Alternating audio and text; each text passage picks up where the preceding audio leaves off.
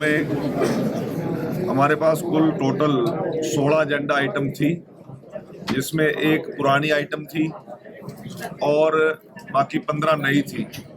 आज सभी पक्षों को सुन के और इसका निपटान करने के लिए आज 4 आइटम ऐसी हैं जो पेंडिंग रह गई है, जिनमें अधिकारियों का कुछ मामले थे, उन्होंने इसमें तैयारी करके आनी थी, या उसके बजट का इशू था, या कोई कोर्ट जब सब जुडिस मैटर थे। तो लगभग आज हमने 12 एजेंडा आइटम को निपटान कर दिया है और लगभग उनकी सभी लोगों की समस्याओं का निदान किया। सर एक एसटीएफ जो है बनाने के प्रावधान किया गया है। सर आपने एक किसान वर्ग की तरफ से एक बड़ी मांग उठी है कि टेबलों की तार काटना, मेन लाइन काटना, ट्रांसफार्मर की मोटर की टेबल की मोटर चोरी, ट्रांसफार्मर के अंदर से कुछ आइटम निकाल के कुछ और ले जा रहे हैं। ज्यादा सक्रिय है इस क्षेत्र के अंदर, क्योंकि हमारा जिला बॉर्डर का जिला है। 3 तरफ से इसमें उत्तर प्रदेश भी लगता है, हिमाचल भी लगता है, और इस प्रकार का सारा कोई ना कोई कोरोना इसमें उत्तराखंड का भी टच करता है। तो इसलिए मैंने आज हमारे नवनियुक्त एसपी साहब से निवेदन किया है कि एक अलग से इसके लिए एसटीएफ, कोई सब इंस्पेक्टर लेवल का अधिकारी चाहिए कि टीम अलग से बनाई जाए जो स्पेशल इसी की जांच करे। और क्योंकि जब किसान की ऐसी चोरी होती है तो क्या पता किस दिन चोरी हो जाए और उस दिन किसान की फसल को कितनी जरूरत है पानी की। तो यदि वो 15-20 दिन घूम गया मामला तो पूरा का पूरा किसान को नुकसान होता है।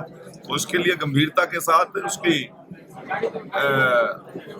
देखभाल भी करेंगे, मुकदमों को दर्ज भी करेंगे, चोरों को पकड़ेंगे भी और उसकी निगरानी भी करेंगे कि चोरी ना हो पाए। टीम कब तक बन जाएगी? वो एसपी साहब को मैंने कह दिया आज शाम तक, ये कह रहे हैं हम अपने आज ही बना देंगे। एसपी साहब ने सर, पहलगाम का जो एक आतंकवादियों द्वारा घिनौना काम किया गया है, उसके बारे में क्या कहेंगे और क्या हो रहा है? बड़ा दर्दनाक है, हम सब के लिए बड़ा खेदजनक है। बेशकीमती जाने, निर्दोष जाने ऐसे धुरंधर आतंकवादियों के द्वारा उनकी निर्मम जो हत्या की गई, निहत्थे लोगों की, पूरा देश स्तब्ध है, शोकग्रस्त है।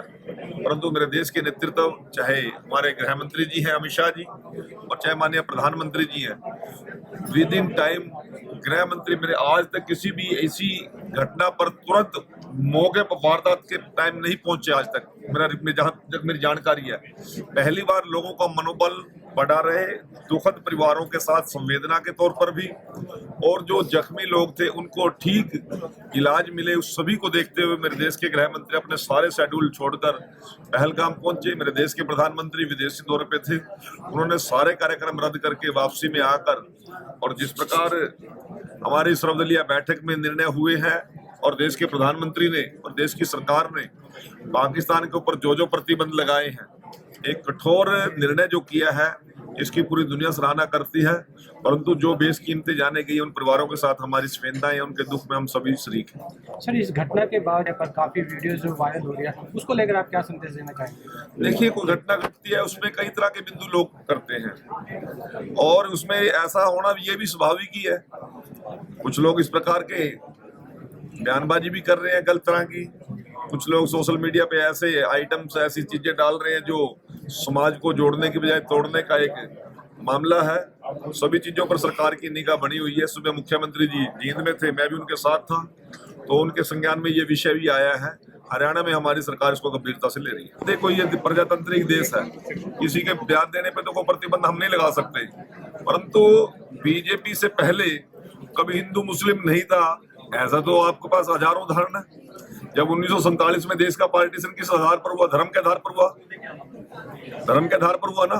तो तब तो बीजेपी नहीं थी, जब हमारी सरकार भी नहीं थी। तो ये जो स्वाभाविक चीजें हैं ये चलेंगी, परंतु बयानबाजी देकर ऐसे बड़ा क्रिटिकल समय है देश के लिए, और इस प्रकार के पदों पर बैठे हुए लोग, इस प्रकार के जिम्मेवार लोग इस प्रकार के बयानबाजी करके देश का माहौल ना खराब करे, ऐसा मैं निवेदन करता हूँ। सर, कश्मीर के लोग भी ये उग्रवाद के खिलाफ हैं, जो उन्होंने परिचय दिया है। पहली बार कश्मीर में इन निर्मम हत्याओं के पक्ष में वहां की जनता, लोकल जनता ने पहली बार ऐसा समर्थन देने का काम किया है, और उनको भी इसमें हमारे साथ और आप सभी के साथ उनकी संवेदनाएं जुड़ी हैं। ये एक अच्छा माहौल का वातावरण है देश के अंदर। अनिल गर्ग है, मैं श्री हरि प्लाईवुड का पार्टनर हूँ। मेरी फैक्ट्री खारगोन रोड जगाधरी में स्थित है, जो कि मैंने 7 साल पहले CLU लेके बनाया था, और कारपोरेशन में पहली फैक्ट्री है जो CLU लेके बनी हुई है। मैं म्युनिसिपल कारपोरेशन को वाटर पाइप डालने के लिए, रेन वाटर पाइप डालने के लिए, रेन वाटर पाइप डालने के लिए और पब्लिक हेल्थ को सीवरेज की फैसिलिटी देने के लिए बार बार रिक्वेस्ट कर रहा हूँ। मेरी शिकायत पर कोई गौर नहीं हुई। मैंने दिसंबर में ग्रीवेंस कमेटी में ये कंप्लेंट की थी, जिसके चक्कर में आज दोबारा फिर मेरे को ये शिकायत मीटिंग में रखी गई। मैंने मंत्री जी को बताया कि पब्लिक हेल्थ डिपार्टमेंट के अफसर 2-3 दिन पहले आए और आनंद फानंद में से प्रॉपर्टी ID ली, और मेरी प्रॉपर्टी को अनऑथराइज्ड बता के यहाँ पे इन्होंने कहा जी ये प्रॉपर्टी अनऑथराइज्ड है। यहाँ पर म्यूनिसिपल कॉर्पोरेशन के सुपरिटेंडेंट इंजीनियर भी उपस्थित थे, उन्होंने कहा कि नहीं ये अथोराइज्ड है और हम ये प्रॉपर्टी अथोराइज कर देंगे। मुझे आश्वासन दिया गया कि 15 दिन में सीवरेज की लाइन डल जाएगी, NHAI से परमिशन मिल जाएगी और पब्लिक हेल्थ डिपार्टमेंट हमें सीवरेज की फैसिलिटी देगा, म्यूनिसिपल कॉर्पोरेशन इसमें रेन वाटर पाइप डालेगा। मैंने मंत्री से निवेदन किया कि मेरे यहाँ इसको अभी आज समाधान में ना दिखा के इसे पेंडिंग कर लिया जाए, ताकि अगली मीटिंग में पता लग जाए कि इस पर क्या और कितनी कार्रवाई हुई है।